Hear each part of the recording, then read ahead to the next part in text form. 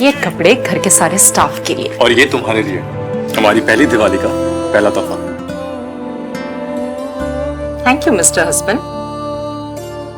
अनिरुद्ध। आशी। अरे अर्शी नौकरों के लिए कपड़े लाई है। सुनो, ये कपड़े उठा लो बांटने के लिए।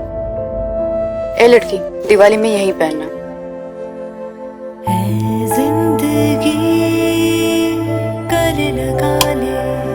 आज लाइट्स की क्या जरूरत है, दिवाली तो तुमसे रोशन है।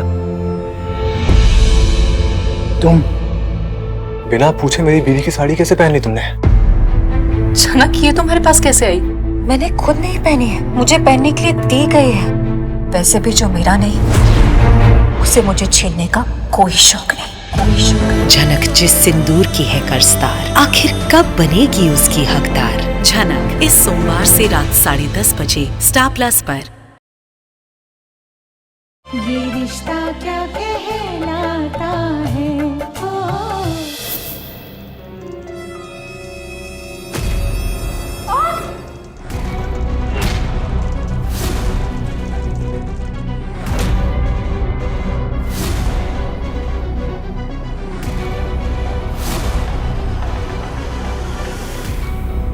शायद कोई जलती हुई फूलझड़ी गिर गई है और आग लग गई है। देखिए तुमने, अभी तो सिर्फ तुम्हारी और अक्षरा की शादी की खबर इस घर तक पहुंची है और आग सब जगह लग गई। मेरे अंदर भी और मेरे घर के अंदर भी। ये बात तुम लिखवा के रख लो अभिमन्यु। जिस दिन वो इस घर में बहू बनकर आएगी ना,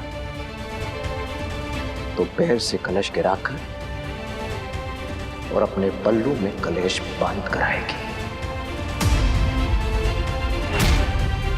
और फिर इस घर को बर्बाद होने से कोई रोक नहीं पाएगा। ना मैं और ना तुम।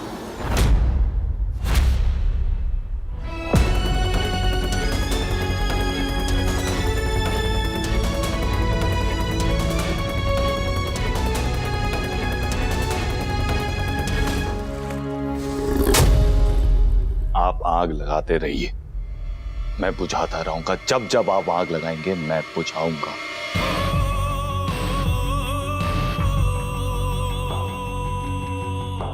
और हाँ, याद रखिएगा, मत आइएगा मेरी शादी में। You are not invited.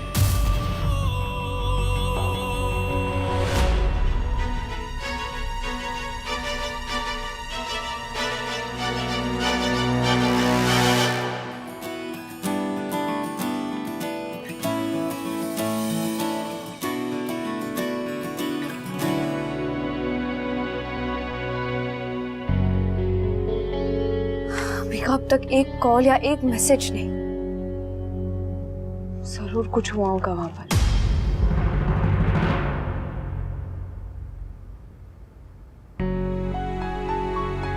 अभी तो आप इतने खुश थे और आप ऐसे टेंशन में बैठे। क्या हुआ? क्या सोच रहे? अभिमन्यु के परिवार के बारे में सोच सोच के परेशान हूँ। पता नहीं क्या हो रहा होगा वहां, लोग कैसे रिएक्ट करेंगे। हर्षवर्धन का तो तुम जानती हो, उन्हें जब मेरी शर्त के बारे में पता चलेगा तो कुछ ना कुछ इश्यू तो क्रिएट करेंगे। और जब शादी के बारे में पता चलेगा तो फिर तो भगवान ही जाने क्या होगा। अभिमन्यु किसी की सुनता नहीं है, वो किसी की मानते नहीं है। Just don't get along.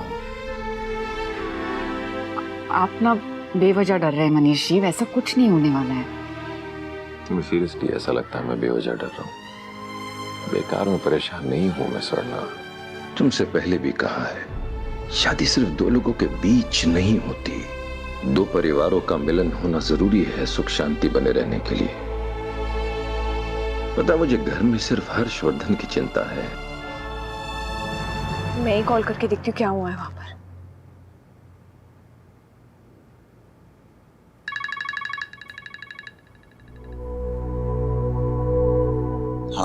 अभी कब से तुम्हारे फोन का इंतजार कर रही हूँ कि अब करोगे अब करोगे। बताओ ना क्या हुआ है वहां पे। अक्षु, बेटा मुझे अभी से कुछ जरूरी बात करनी है, वो तुम्हें बाद में कॉल करेगा। जी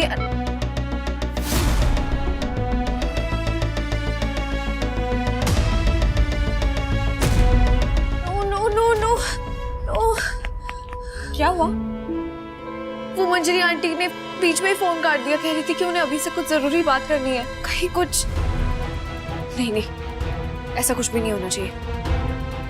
पर पक्का कुछ तो हुआ यार, हुआ ही होगा। जब बड़े पापा ने शादी को लेकर इतना गुस्सा और इतनी बड़ी शर्त रखी, तो तुझे क्या लगता है बिरलास तुम दोनों की शादी की बात सुन के रिएक्ट नहीं करेंगे? आई एम श्योर कि जरूर वहां पे बहुत बड़ा हंगामा हुआ होगा। हाँ, मंजरी आंटी की आवाज से तो लग ही रहा था कि जरूर वहां पे कुछ हुआ है। हे कान्हा जी, प्लीज संभाल लेना वहां पे सब कुछ, प्लीज। तूने अभी जो अपने पापा से कहा ना, वो गलत था, एकदम गलत। और वो जो कह रहे थे, जो कर रहे थे, वो सही था। वो कुछ भी करे इसका ये मतलब नहीं कि तू उनका अपमान करे, उन्हें गलत जवाब दे। और अभी जो तूने उन्हें कहा ना, वो तो बिल्कुल गलत था। अभी बड़ों का जो हक होता है ना, वो ना मांगा जा सकता है, ना ही उनसे छीना जा सकता है। एक पिता अपने बच्चे को प्यार कर सके, उसे डांट सके, उसे अपनी पसंद नापसंद के बारे में बता सके, उसे हाँ करे या ना करे, ये हक है उनका। और तुझे अपने पिता का ये हक छीनने का कोई अधिकार नहीं है। और वो कुछ भी बोले, कुछ भी करें, इससे कोई फर्क नहीं पड़ता। माँ, वो हमेशा अक्षु के नाम का गाना गाते रहते हैं, आपके बारे में इतना उल्टा सीधा बोलते हैं। वो ये सब सही है, इससे कोई फर्क नहीं पड़ता। माँ, उनके हिसाब से दुनिया में जितनी प्रॉब्लम्स हुई हैं, जो हो रही हैं, जो होने वाली है ना, वो सब या तो आपकी वजह से या अक्षु की वजह से। ये सही है। ठीक है, मैं मानती हूँ कि वो गलत है, पर तू क्यों उनके जैसा बन रहा है? माँ, मैं उनके जैसा नहीं हूँ। पर मुझे तो तुम दोनों एक जैसे ही दिखते हो। कब किसका दिल तोड़ देते हो तुम दोनों को एहसास ही नहीं होता।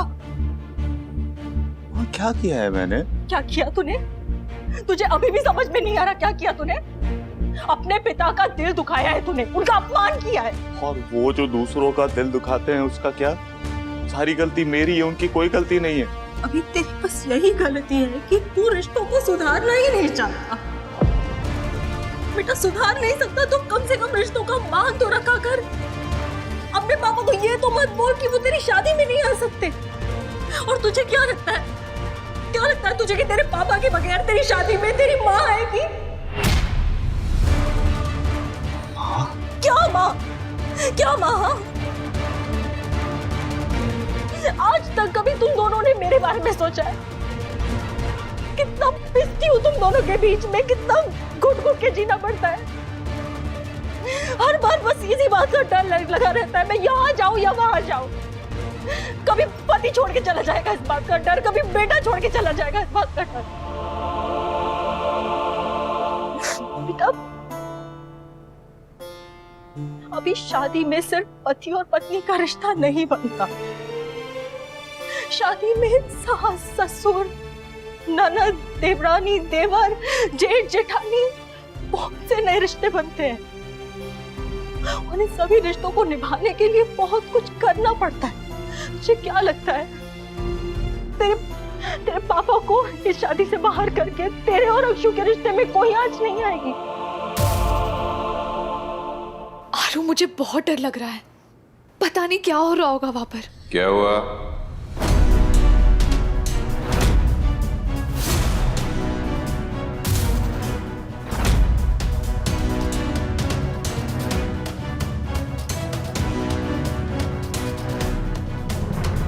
हुआ क्या?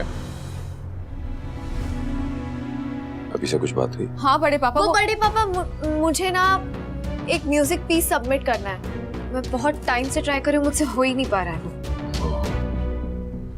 उसके घर से कुछ खबर आई? नहीं, अभी तक तो कुछ भी नहीं। अच्छा, चलो आ जाओ, नीचे आ जाओ। अखिलेश गर्मा गर्म कचौरी बना रहे हैं, आके खा। चलो।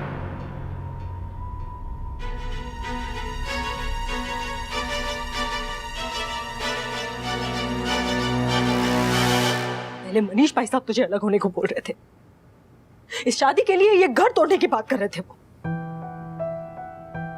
ऐसे क्या देख रहा है? बुरा लगा मुझे, हाँ बुरा लगा। ये तो शुक्र है कि उनका मन बदल गया, पर वो खत्म तो तू शुरू। बेटा, शादी करनी है तो परिवार को जोड़ने की बात कर, उसे तोड़ने की बात मत कर। अभी मैं मानती हूँ, मैं मानती हूँ कि परेशानियां हैं इस घर में, लड़ाई झगड़े मनमुटाव होते रहते हैं हमारे घर में, पर किस घर में नहीं होते तू बता? अक्षरा और आरोही के बीच में लड़ाइयां नहीं होती? हाँ, वहां पर सब कुछ ठीक है क्या? तू क्या घर तोड़ दे, सबसे नाते तोड़ दे? अभी मैं तेरे हाथ जोड़ती हूँ, कुछ ऐसा कर जिससे अक्षु इस घर में आके सबका प्यार पा सके, सबका सम्मान पा सके, सबसे रिश्ते निभा सके वो।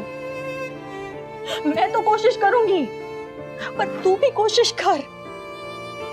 इस घर को घर नहीं तो कम से कम नर्क तो मत बना अक्षु के लिए।